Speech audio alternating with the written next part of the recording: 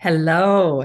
It's my pleasure to introduce a dear friend of mine. I'm Cynthia Myers-Morrison from the Food Addiction Institute Board of Trustees. And this is Esther Helga Gudmundsdottir. And I'm going to ask her to share about how she got involved with food addiction, what Food Addiction Institute has meant to her, and what her hopes are for the future. Esther Helga. Well, thank you, Cynthia, so much for doing this for us at the in Institute. So important that we get the word out there, and you've been instrumental in doing that, and I so much appreciate that. Just wanted to say that. Thank you. I'm actually just a little bit about me. I'm a food addict in recovery for almost 20. February the 8th, it's going to be 20 years of back-to-back abstinence and recovery from food addiction.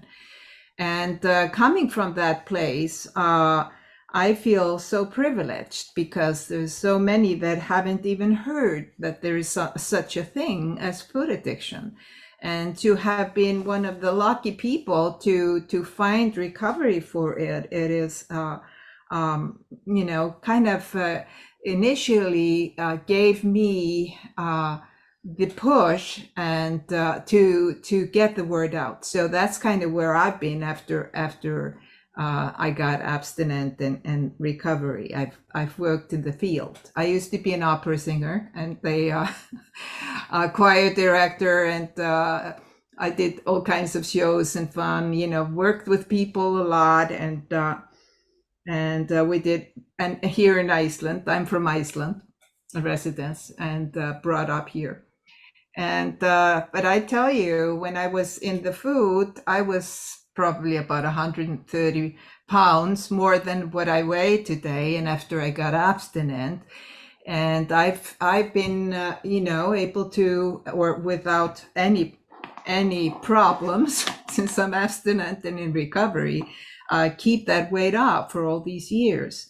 And as that is a very important thing for me, I think what I need to say, it is the change in my personality, the personality change that happened as a result of recovery work, that really is the biggest thing for me in life.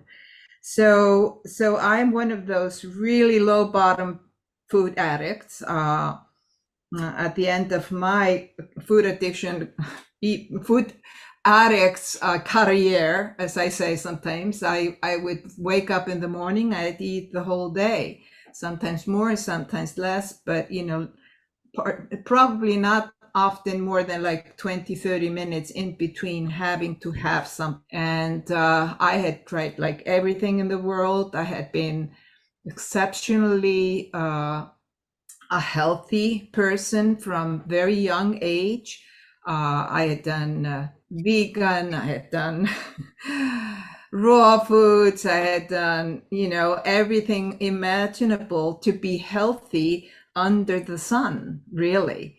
And nothing had really worked for me. I found my stuff in the healthy foods as well as in the unhealthy foods, for sure. And that was, of course, sugary things, starchy things, and volume of eating was very soon something that I needed to deal with. So once I got abstinent and found a plan that really worked with all of this for me, I've stuck to that with my life. I don't want to have to go back to the pain and the desperation and the that I needed to come to as a food addict.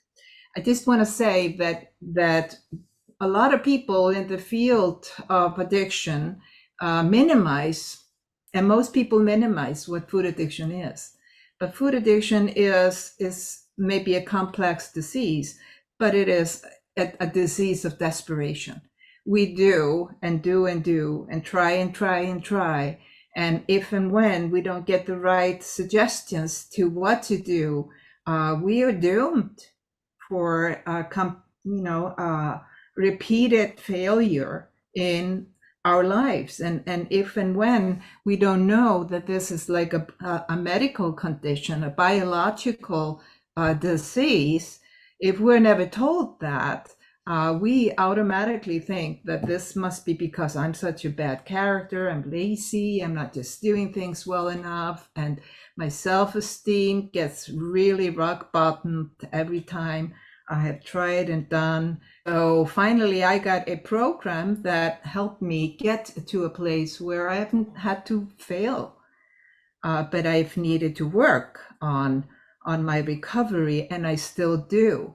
But everything I've had to do in order to recover and keep recovered is so little in comparison to the trying with my willpower to get myself through this or that program of a diet or anything in that sort. And I do have an abstinent diet today. It's not a health program. It's not a diet program. It's an abstinence plan for food addiction. And there's a difference there. There's a big, big difference there. So I got that. And at that point, there were did not find any treatment for food addiction. There was nothing in Iceland, nothing.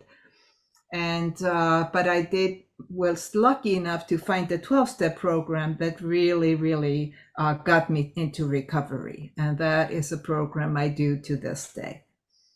And one day at a time, and hopefully for the rest of my life. So what I thought when I got abstinent and healthy again, I really seriously felt that there was a need for treatment for this disease. Well, in Iceland, we have wonderful treatments for alcohol and drugs, like a world-class, super duper treatment for these addictions. And maybe smitten by that, I felt that we should get that for food addiction as well. So I began to explore and study, and I did counseling certification in addiction counseling. And then I found Phil Verdell and Mary Fushi at Acorn. Recently started an experimental treatment, professional treatment program at Acorn. And I entered that. So that was the only thing that you could learn, where you could learn about food addiction or treatment. And I did some 3 years of work with them. And we became partners kind of in our work. They'd come and work in Iceland. I'd come and work with them.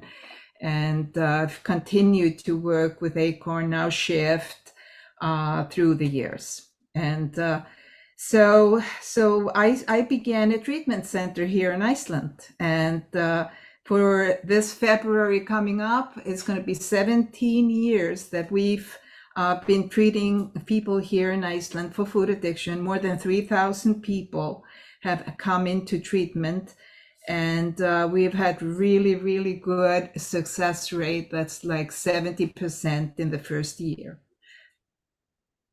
And people lose a lot of weight. And then there is the thing with the maintenance, which is usually something that kind of needs balancing and takes longer. And because this is a chronic disease, and you can't just learn to do it and then you're okay. You need to learn to change your life, dealing with the biological part of the disease. You need to learn to deal with your emotions and your traumas. And then you need a program of being for maintenance, for sure. All of this we work on at the treatment here in Iceland. So then after being involved with Acorn, I heard about the Food Addiction Institute. Phil had put that organization up in 2005, I think. And And I was working with him at that point. We were all invited to go to a summit in Seattle at that point, where a lady of means decided to have a summit, and she invited clinicians in the field, and as well as scientists that were working on the science of food addiction or obesity and food addiction. That was like a groundbreaking for all of us to be there, and that's where we kind of got to meet each other. The people that were working in the field got to meet each other, and we got to meet the scientists. And the scientists got to meet us, and they got to meet a lot of recovering food addicts, which they had never really met or seen before. So you can just imagine how magical that was. And around that time, Phil was setting up the Food Addiction Institute, and quite a lot of people from there joined, among them me, and it was from the beginning a real coming together of science and clinicians. And we have really tried to keep that happening as we go along. Of course, things change in the years, and they really huge developments are happening for sure. Now, I used to be a board member for many years. What is it? About 3 or 4 years ago, I became the vice chair, followed in the steps of Cynthia here, being a vice chair, and then an executive director for a while, and now the last year, the chair of the board. And we've been working hard on getting the website happening. We're working on our organizational infrastructure, our vision and mission statements, and so that we can kind of establish ourselves as an organization that has people can look to for resources. People that have or may have the addiction can come, and professionals that want to know more can also come in there and get resources. So that's what we're doing at the Food Addiction Institute at this point. Now, in the meantime, and soon after I started working with Phil, my thoughts were that we needed a training, a professional training. What Phil was doing was excellent, but I had done like a counselor training that was certifiable, and by bodies of certification boards that certify people in the addiction field specifically, and with ethics that coincide with being a professional in that field. So I got my colleagues again together, and with the help of the Food Addiction Institute, and we gathered together and set up the INFACT school. And that is like how many years from we started 2016, and first the first people being certified from the school was in 2017. So we have now certified more than 100 people, and already from the school. So we are establishing a profession of certified food addiction professionals that will have the knowledge about food addiction, and then are required to work under supervision as they go into the field for the length of time needed in order to secure the clients that they're getting proper help. Yes, so we at the INFACT school, I've gathered, I think, the best and the people that have been there. Treatment for food addiction is not new. We have been doing this for 40 years. Not a lot of people, but the people that have been doing it have been, doing incredibly wonderful work. like 30, 40 years ago, there was the Glen Bay Hospital in Florida, who was like a flagship of treating food addiction. There were other places. I recently just had a client that had done a very similar treatment up in Michigan. Can't remember what the hospital, that was also a hospital. And so then what happened, was that all of these, or most of these, were really producing a lot of result. People were there for a month, addiction treatment for food. And most of the people there, like 70%, were keeping their abstinence as they went on. But then the health insurance companies decided that there wasn't enough science behind paying for food addiction treatment, and they stopped doing it, and all of these places disappeared, and the food addiction just began to rampage in the world. We know, of course, with all the food, the processed food, and the diet that we're exposed to, which is basically addictive foods. But whatever, Acorn, Phil and Mary took on working with alumni from Glen Bay and other places, and were pretty much a flagship of treatment facilitators going through the years. We have our dietitian, Teresa Wright, who is a board member at the Food Addiction Institute as well. A real pioneer in the field of helping people with food plans for abstinent and food addiction. We have Marty Lerner, who has CEO'd, and he's a doctor in psychology, worked with in Milestone in Recovery and on eating disorders versus food addiction. We have, of course, Vera Tarman up in Toronto. We have Bitten Jonsson working in Sweden. We have then Phil and Mary have retired pretty much at this point. We have now Amanda Leaf conducting the shift, former Acorn shift.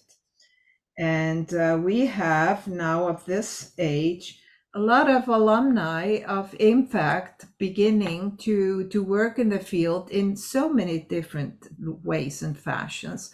Some for education, and others for different kind of treatments. Of course, the INFACT school is for professionals, so that they can add on to their professions the knowledge of what reality of food addiction is and what the treatment for it may be.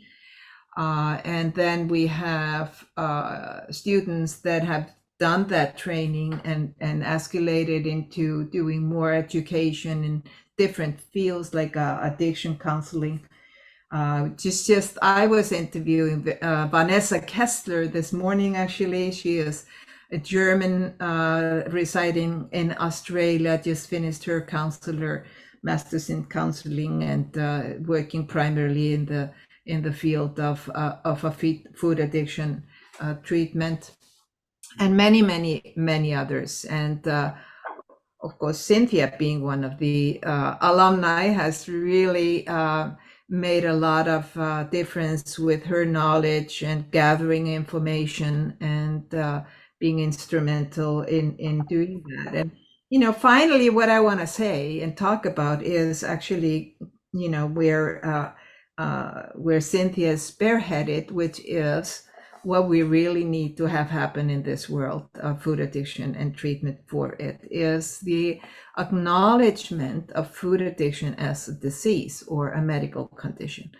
And we are at the Food Addiction Institute applying or setting up an application for the DSM standards on